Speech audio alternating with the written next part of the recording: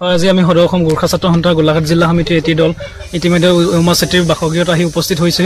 আচলতে উমা চেত্ৰীয়ে অসমবাসীৰ লগতে গোটেই ভাৰতবাসীক গৌৰৱান্বিত কৰা এটা সময়ত যি সময়ত অসমীয়া জাতিক প্ৰতিনিধিত্ব কৰি বিশ্বকাপ বিজয়ী হৈ উভতি ঘৰলৈ আহিলে, সেই সময়ত তেখেতক উষ্ম আদৰণি জনাব লাগিছিলে চৰকাৰে, কিন্তু তেখেতক আদৰণি জনোৱাৰ বিপৰীতে যি ধৰণৰ গাফিলতি কৰে তাক আমি সদৌ অসম গোৰ্খা ছাত্ৰ সন্থা গোলাঘাট জিলা সমিতিয়ে তীব্ৰ ভাষাৰে গৰিহণা দিছোঁ।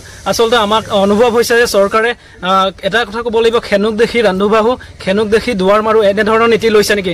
কেৱল গোৰ্খা জীয়ৰী হোৱাৰ বাবে তেখেতক চৰকাৰে অৱহেলা কৰিছে নেকি?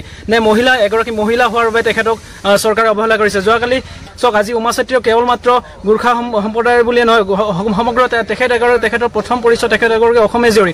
এগৰাকী অসমীয়া জীয়ৰীক আজি চৰকাৰে অৱহেলা কৰা কাৰ্যক আমি কোনোবা কাৰণতে মানি লওঁ। তেওঁক দেখি আজি উমা চেত্ৰীক দেখি হাজাৰগৰাকী অসমীয়া যুৱক যুৱতীয়ে ক্ৰীড়া ক্ষেত্ৰত আগবাঢ়ি যাবলৈ অনুপ্ৰেৰণা পাইছে। তেনে ক্ষেত্ৰত তেখেতক কৰা অৱহেলা আমি এই গোৰ্খা ছাত্ৰ সন্থা গোলাঘাট জিলা সমিতিয়ে তীব্ৰ ভাষাৰে গৰিহণা দিছোঁ। লগতে আমাৰ গোৰ্খা ছাত্ৰ সন্থাৰ সভাপতি সুনীল চেত্ৰী যোৱাকালি বৰঝাৰ বিমানবন্দৰত উপস্থিত হৈ তেখেতে চকুলি টকিছে।